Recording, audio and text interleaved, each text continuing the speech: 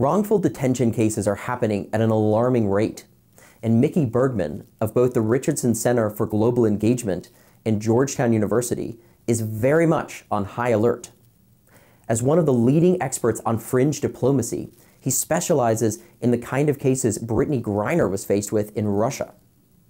While that received considerable attention, there was also a separate case involving the Citgo Six, 6 men who have been wrongfully detained in Venezuela for years. In this iteration of the Swift Hour, I sit down with Mickey and Alexandra Forseth, the daughter of one of the Citgo Six. We discuss her father's case and her mission to bring him home. It is important to note that not long after this interview took place, President Joe Biden announced he had negotiated the release of the Citgo Six, including Alexandra's father. While the outcome is what Alexandra worked so hard to achieve, the issue of wrongful detention is still at the forefront of many other American families as we look at this new craft of hostage diplomacy.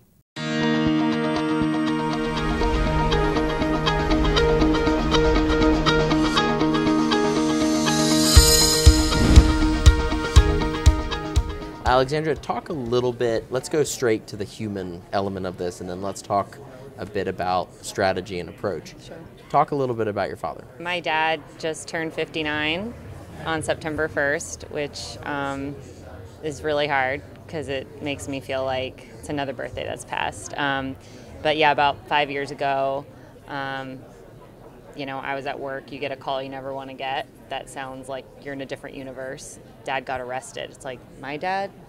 That didn't make any sense, and kind of went into shock, and I feel like it's been a movie ever since, trying to make sure he was safe, to ensure that the U.S. government recognized him as a wrongful detainee, and then now trying to get him home with the help of the U.S. government and folks like Mickey from the Richardson Centre.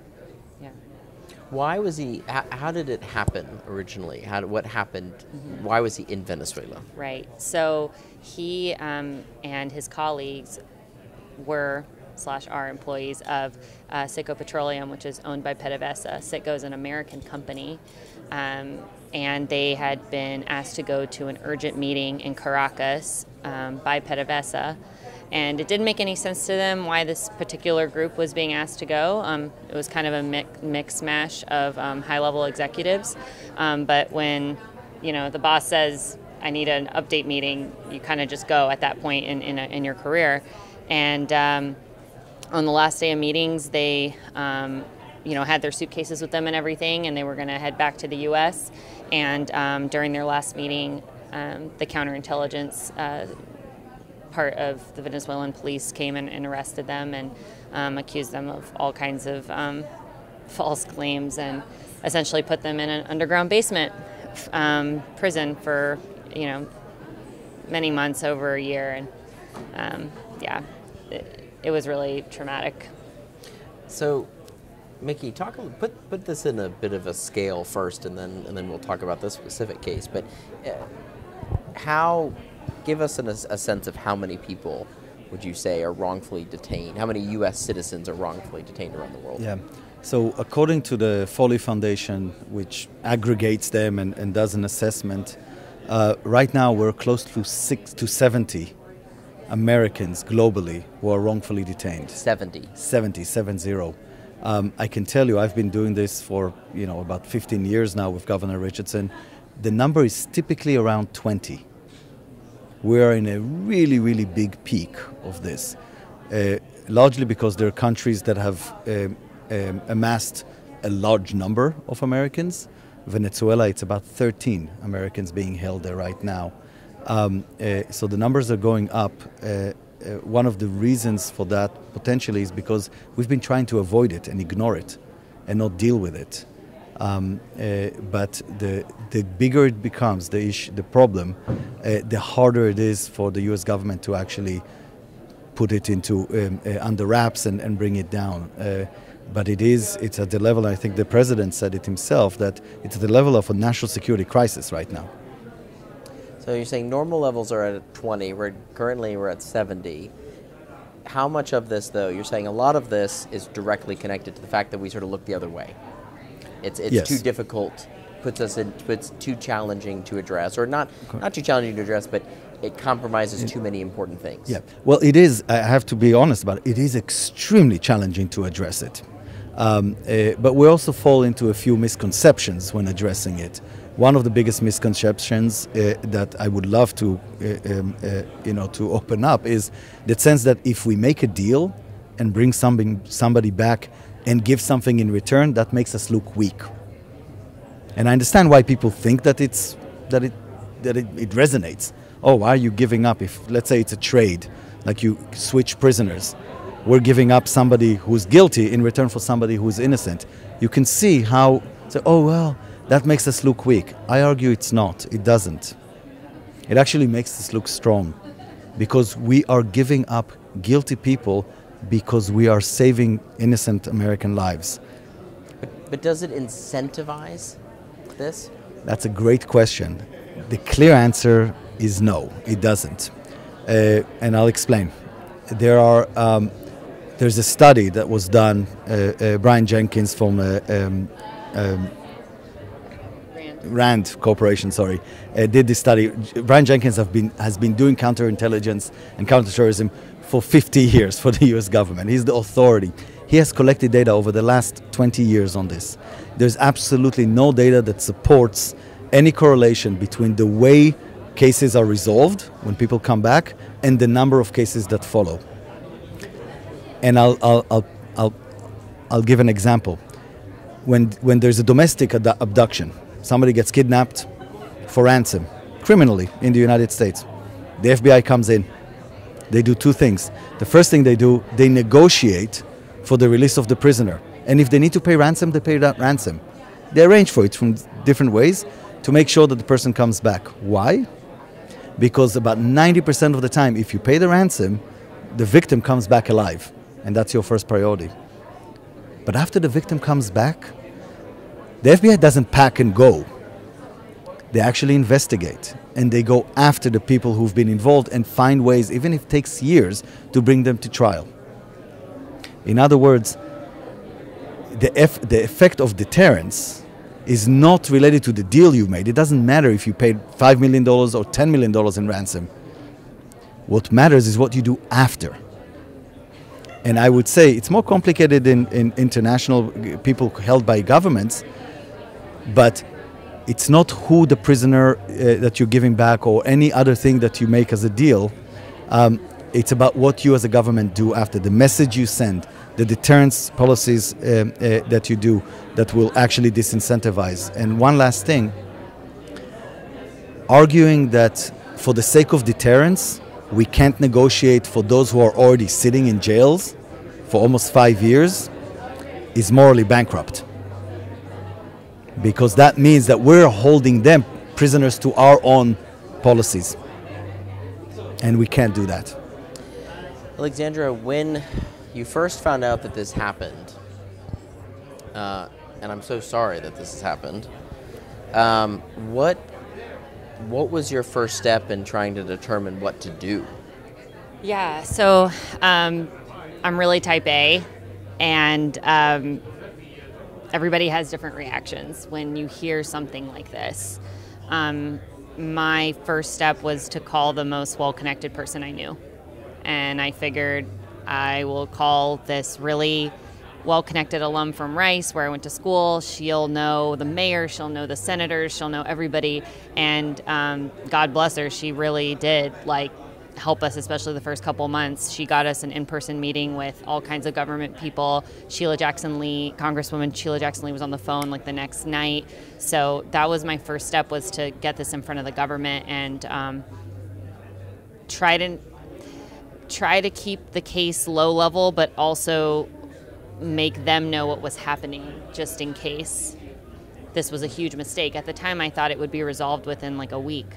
I think if I would have known it was going to take years, I don't know if I could have started the process. How did you meet Mickey? Oh, how did I meet Mickey? I think probably one of my family members had, we all start talking to each other and everybody meets people, and I think one of the families that we were working with had been connected to Mickey. And then by that, he started connecting with all of our families. So I think it was pretty organic.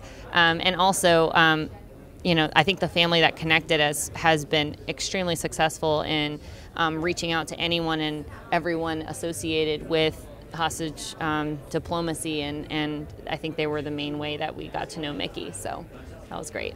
So talk a little bit about the campaign you started, Bring Our Families Home campaign. You started this just a few months ago. Yeah, so it's funny because I'm just a chemical engineer, did not study politics or marketing or anything like that. But I would say I'm a professional cat herder. So anyway, I think, I went to DC in February, had some meetings with the NSC, met with the State Department, and debriefed with some of my advisors, and it was like a hopeless situation. I mean, Roger had gone to Venezuela. Ambassador Carson's, he's the special presidential envoy for hostage affairs. So he had gone to Venezuela to kind of start negotiations. We really didn't see a lot of momentum.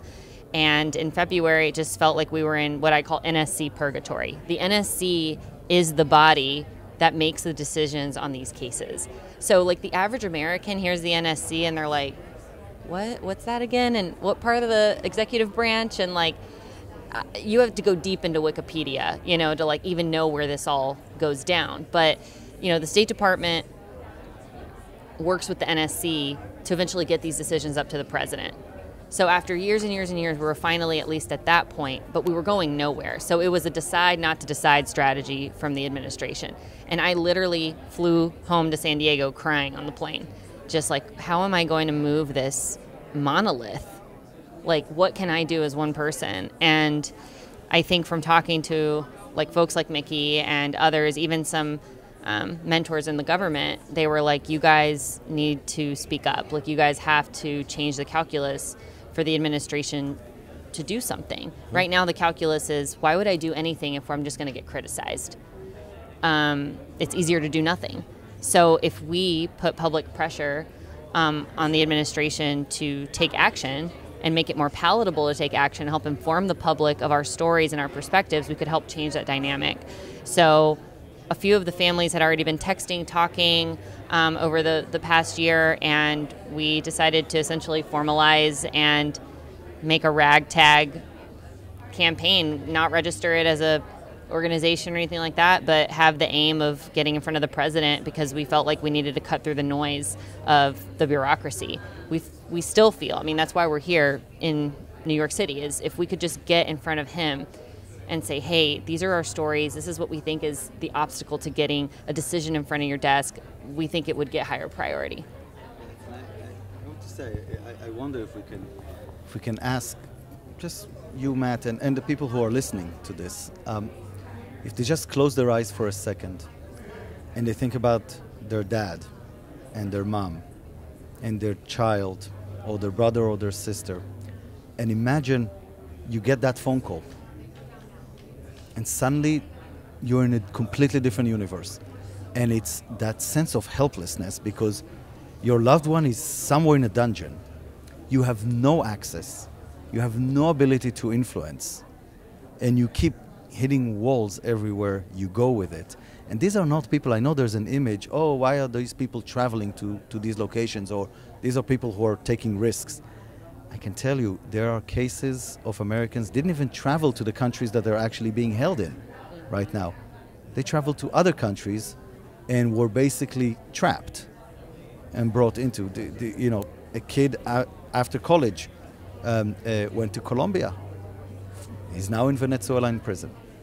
Danny Fenster, who was in Myanmar, he was a journalist working there. He tried to leave the country, had the permit, didn't do anything illegal, and he was detained. Otto Warmbier in North Korea. I know people say travel to North Korea. At the time, he traveled in something that was absolutely legal. It was an exchange from his university in China. Now, he did something wrong over there, tried to pull a poster, did not deserve death for that. So sometimes it's absolute trapping. Sometimes the person inadvertently does something that is a little wrong, but the common thing about them is that once they're being detained, they're being kept because they're Americans. and you're looking at the government and you try to convince the government to do whatever it takes to bring your loved one back home, and the government is telling you, well, we have other interests as well. And it's true. The US government has a lot of interests with Russia, with Venezuela, with Iran, with Rwanda. There's all countries. It's complicated. It's complicated. It's really complicated. That's important to know. Nobody's coming here and saying, oh, it's easy, let's do this. It's complicated. But there's a reason. In 2014, there were 4 Americans that were killed by ISIS in Syria. And their cellmates, who are not Americans, are still alive to tell the tale. Because their governments acted very quickly and even paid ransom at times and found a way to get them out. The Americans did not. Jim Foley was one of them, and his mother established the Foley Foundation as a result of that. And she launched a crusade to make sure that the US government reforms itself and learns how to deal with it. And the sense of urgency was the driver in this. And she succeeded. There was a whole new law that was passed called the Levinson Act. There was establishment of the Special Envoy Office. I was going to ask you when that was done. Yeah. That was signed into law in December of 2020. That was just the last month of Donald Trump. It was signed into law. But the policy review was done in 2015. It was just at the end of Obama's administration that established the different entities. And the review and the legislation are solid. They're really, really good. They're not being implemented as they should. But that, again, is because of the tension between policy interests and individuals. And I claim that at the end of the day, you might have a whole agenda with a country, but if you don't put your foot down when somebody is holding an American wrongfully, that relationship is not going to go well altogether. What got you into this space? I mean, I look at you as essentially the foremost negotiator of this in the world. What got you into this? I appreciate that. I don't know that it's accurate. I probably my boss is Governor Richardson, who's been doing it since the 90s. We'll talk about how he got into this, and then talk about how you got into this. Let's start with him. When he was a young congressman in the early 90s, he traveled in a delegation to North Korea. Delegation, only him, to do a visit. The day he arrived, the North Koreans shot down a Red Cross helicopter with 2 American pilots on it. One of the pilots unfortunately died in the crash, and the other one was taken prisoner. And President Clinton, he was the president at the time, basically had a call into Governor Richardson in North Korea saying, Bill, you're staying there until they give you those pilots back. And so he camped there. That was the first time he's ever done this. He just annoyed the hell out of the North Koreans until they actually conceded. And they gave him the remains of the pilot and the pilot that survived. Once you do that, and you have that, it's like hitting a golf ball. Once you hear that click, you can't do anything else almost. So throughout his career, congressman, U.S. ambassador to the UN, Secretary of Energy, Governor of New Mexico, he always kept doing these things on the side because he figured out, I know how to do them. And big part of it is meeting in person. One of the biggest challenges we have in places that hold Americans is that typically our relationship with those countries are not great. And so we don't meet with them. We don't talk with them. You can't solve this problem unless you meet in person. Even if you don't like the people, it doesn't matter. You have to figure out a way how to resolve it. So that's how he got into it. I got into it in 2005. My first job was actually at the Clinton Global Initiative across the street. And I went on my own. I volunteered. I went to Sudan, the border of Sudan and Chad. That was the Darfur genocide days. Decided to interview some refugees and then come back and raise money for the cause that I would learn. And when I came back, I raised money from my community, the Jewish community. About 2 months later, Governor Richardson was asked by the Save Darfur Coalition at the time to go to Sudan and to try and negotiate a ceasefire there. He said yes, and he started calling his friends to raise money for a charter. Two of these were people that I've approached just a few months before. So they told him, hey, we'll give you some money, but there's this young kid, you should go. So I got a phone call from him on a Wednesday saying, hey, is this Mickey Bergman? I said, yes, it is. This is Governor Richardson. He needs to pack your stuff and get your ass to Santa Fe. You're coming with me to Khartoum. Wow. And I had to decide whether that's a smart thing or not a smart thing. I'm really glad I did, but from that trip we clicked, and that's where, since then I've been working with him. 5 years without pay. Then when we established the center, when he retired from governor, we established the center, and I was actually able to kind of jump in and do it much more full time. Well, Mickey, thank you. Alexandra, thank you for coming. I'm going to pray for you and pray for your dad. Thank you. And the one